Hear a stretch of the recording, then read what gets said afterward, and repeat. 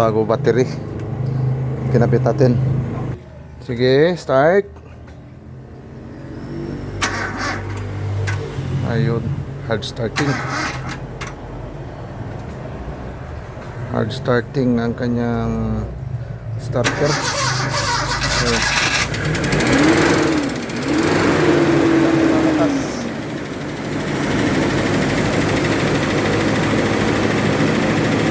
Huwag lang muna i-revolusyon ha.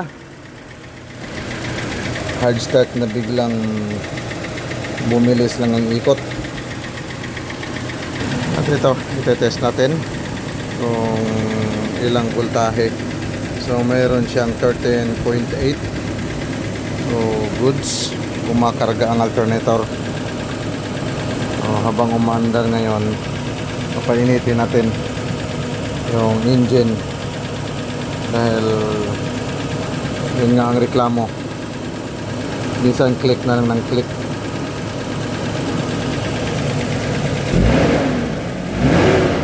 So ang ganda ng engine, walang problema sa kanyang minor, hindi po palyado. Sige, off the key. Sige, start.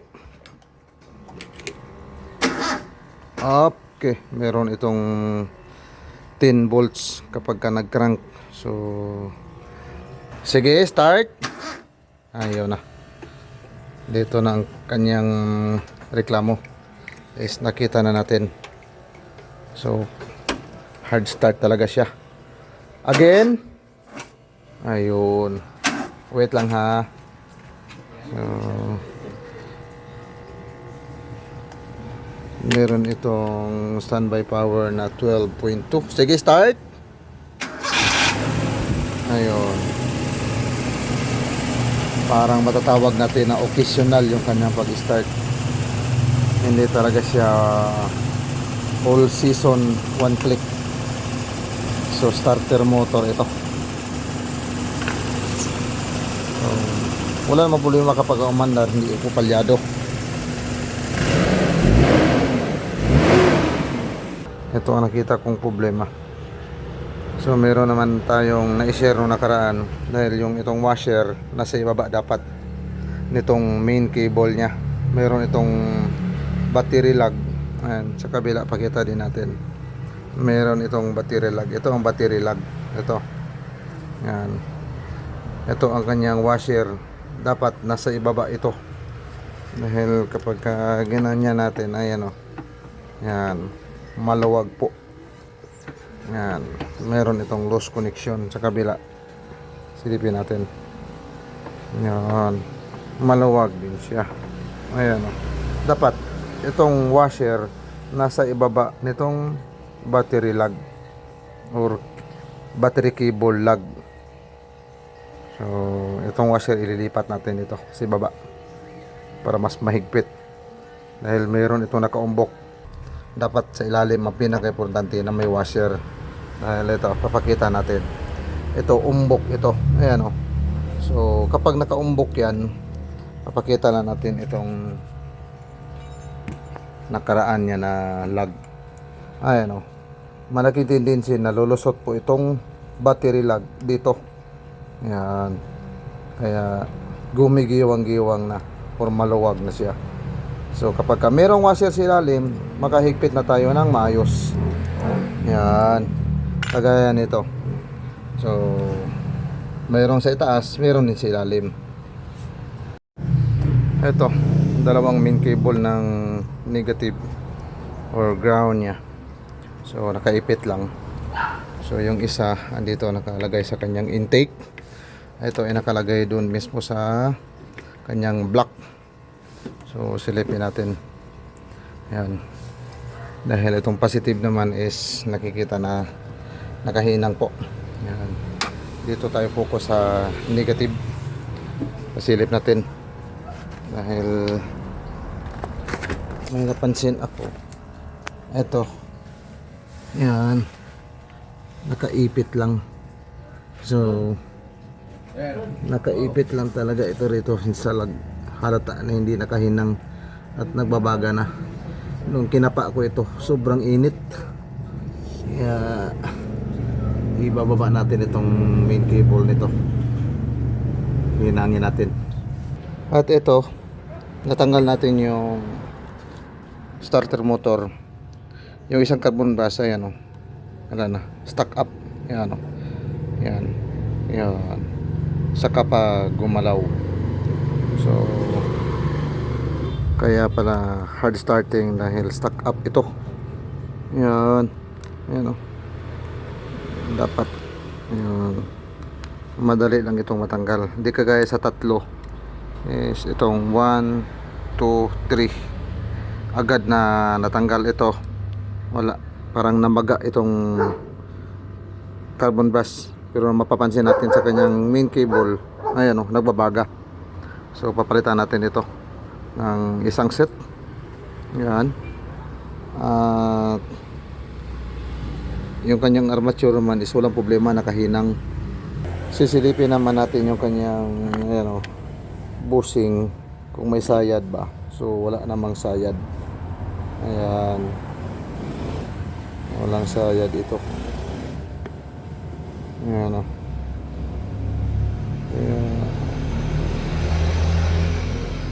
Yun lang ang nakita natin. Carbon brass lang.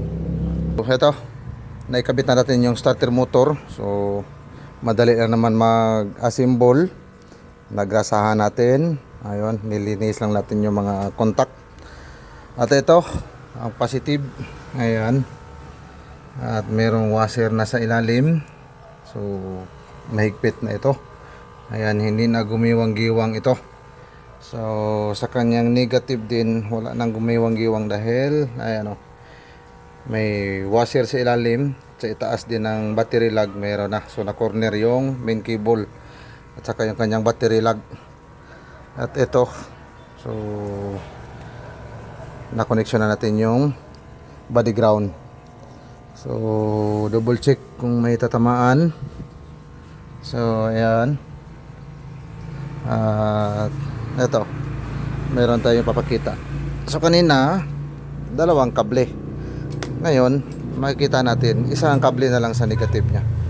So papakita natin pag start. Sige, start. Sige. Ayun, bingo. Chamba. So one click na siya. Paki-off ulit sa key. Start.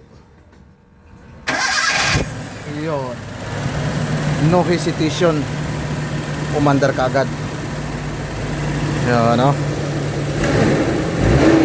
Oh. Sige, off the key. So, tingnan natin. So, 13 volts. Sige, start. Ayun. 13.7 to pagka-umandar. 13.8. So walang pinagbago yung baterya. So ayun yung ginawa natin, starter motor pati main cable. So dito din kagad sa mga washer nya. So nilinis natin at naglagay tayo ng back to back washer. So mapapansin natin pagka pa nag-start, walang init. So sige, paki-off sa key. So kapag ka pina-start, minsan mainit ito, pero ngayon, sige, start. Ayan. Ayan, hindi po tayo napapasok. So kapag napapasok tayo, pagka pina-start, itong kable ay umiinit, ibig sabihin lost connection po yung main cable ninyo. Ayan. So ito ay nakahinang na. So itong positive is as is ito kanina pagdating ko nakahinang na ito. Ito lang ang negative, ang hindi. So nag double ground main cable sila pero walang kwenta. Pero ang ginawa ko, ayan o. Yan. So silipin natin yung papuntang ilalim. Ito yan. Binalik na natin sa kanyang original na posisyon. Yan. Yan ang kanyang pwesto. Okay, binalik ko lang. Ay, paki-off ng engine. Okay, start. Very good. Sige, start ulit. Kung one take pa ba? Yun. One click. So, another chamba lang. So, yun lang ang may share natin ngayon mga sir, mga idol.